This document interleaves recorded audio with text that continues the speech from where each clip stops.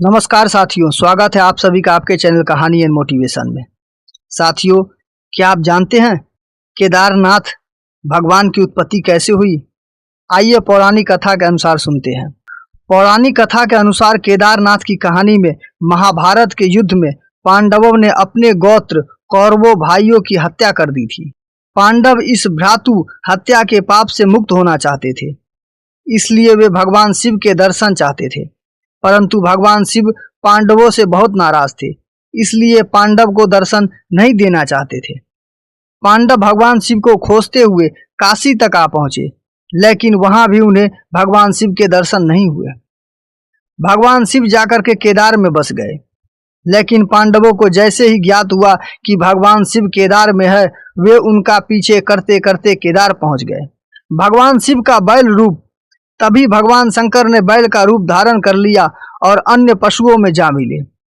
पांडव फिर भी भगवान शिव को ढूंढते ही रहे, परंतु तुरंत ही भीम ने अपना विशाल रूप धारण कर लिया और दो पहाड़ पर फैला दिया, जिसके बाद सभी पशु गाय बैल पैर के नीचे से चले गए, किंतु भगवान शिव उस पैर के नीचे से जाने को तैयार नहीं हुए। तभी बैल रूपी शिव धरती में समाने लगे और भीम ने बलपूर्वक बैल की पीठ पकड़ ली। भगवान शिव पांडवों की अन्य भक्ति और दृढ़ संकल्प को देखकर उन पर प्रसन्न हो गए और उन्हें तत्काल दर्शन दिए। इस प्रकार पांडवों को उनके भाइयों की हत्या के प्राप्ति से मुक्ति मिली। तभी से यह ज्योतिर्लिंग बैल की पीठ के रूप में केदारनाथ में स्थित है और अन्य ज्योतिर्लिंगों से काफी अनोखा है। इस तरह यह ज्योतिर्लिंग केदार ज्योतिर्लिंग के रूप में प्रसिद्ध है। केदारनाथ की एक कहानी। ऐसा कहा जाता है कि जब भगवान शिव बैल के रूप में अंतर्ध्यान हुए, तब उनका धड़ शरीर का ऊपरी हिस्सा काठमांडू में प्रकट हुआ। अब यहाँ पशुपतिनाथ का भव्य मंदिर स्थित है। भगवान शिव का मुख रुद्रनाथ, नाभि महेश्वर, जटा कल्पेश्वर और उनकी भुजाएं तुंगनाथ के रूप में प्रकट हुई। इस प्रकार चार स्थानों स्थित केदारनाथ पंच केदार के नाम से प्रसिद्ध है। चामुंडा देवी का स्वरूप भगवती शक्ति परंपरा में अत्यंत उग्र, रहस्यमय और गूढ़ माना गया है। यह वह शक्ति है जो केवल बाहरी दैत्यों का ही नहीं, बल्कि साधक के भीतर छिपे अंधकार, भय, अहंकार और अज्ञान का भी संहार करती है। उनका उल्लेख प्रमुख रूप से देवी महत्व दुर्गा सप्तशती में, मार्कंडेय पुराण में महत्वपूर्ण भाग में प्राप्त होता है। इस ग्रंथ में देवी के अनेक रूप का वर्णन है, जिसमें चामुंडा का प्रकट्य एक अत्यंत महत्वपूर्ण और भयावह क्षण के रूप में सामने आता है। जब देवी चंडी असुरों के विरुद्ध युद्ध कर रही थी, तब चंड और मुंड नाम के दो अत्यंत क्रूर और शक्तिशाली दैत्य उनके समक्ष उपस्थित हुए। ये दोनों असुर केवल बाहरी शक्ति का प्रतीक नहीं थे, बल्कि ये अहंकार और अज्ञान जैसे गहरे मानसिक और आध्यात्मिक दोनों का ही प्रतिनिधित्व करते हैं। उसके आक्रमण के समय देवी के ललाट से एक भयानक और विकराल शक्ति प्रकट हुई। यह शक्ति काली के रूप में थी, परंतु उसका स्वरूप और भी अधिक उग्र, कंकाल सामान और मृत्यु की ऊर्जा से भरा हुआ था।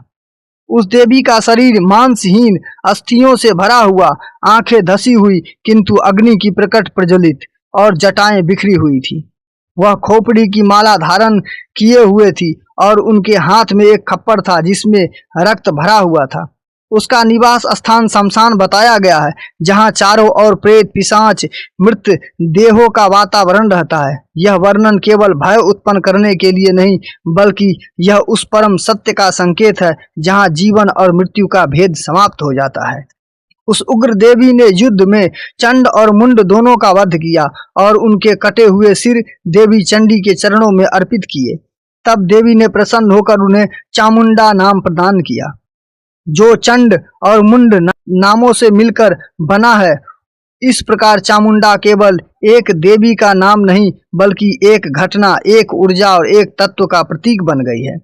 तांत्रिक दृष्टिकोण में चामुंडा का अर्थ और भी गहरा कहा जाता है। यहाँ चंड को अहंकार और मुंड को अज्ञान के रूप में देखा जाता है। जब साधक अपने भीतर इन दोनों दैत्यों का संहार करता है, तब उनके भीतर चामुंडा की शक्ति जागृत होती है। यह शक्ति साधक को उसके भय, आसक्ति, सीमाओं से मुक्ति करती है। चामुंडा का उग्र रूप इस बात का प्रतीक है कि आध्यात्मिक मार्ग हमेशा कोमल नहीं होता। कभी कभी यह मार्ग कठोर, भयावह और पूर्णतः निवस्त्र सत्य से भरा होता है। चामुंडा का स्वरूप हमें यह भी सिखाता है कि मृत्यु कोई अंत नहीं बल्कि परिवर्तन का द्वार है। शमशान, जो सामान्यतः भय का स्थान माना जाता है, उसके लिए साधना का स्थल वह है, क्योंकि वह जीवन का वास्तविक स्वरूप नष्ट होता है। जहाँ सब कुछ समाप्त होता है, वहां से एक नया चक्र की शुरुआत होती है। इस प्रकार चामुंडा केवल एक देवी नहीं बल्कि यह चेतना और विनाश के माध्यम से सृजन का मार्ग प्रशस्त करती है। वह उस शक्ति का प्रतीक है जो हमें भीतर बाहर अंधकार से सामना करवाती है, अतः उसे नष्ट करके हमें मुक्ति देती है। तो दोस्तों, आप लोगों ने एक साथ दो कहानी सुने, एक केदारनाथ जी का और दूसरा माता चामुंडा का। मिलेंगे अगले कहानी में, तब तक के लिए बाय बाय। लेकिन चैनल को सब्सक्राइब करना ना भूले।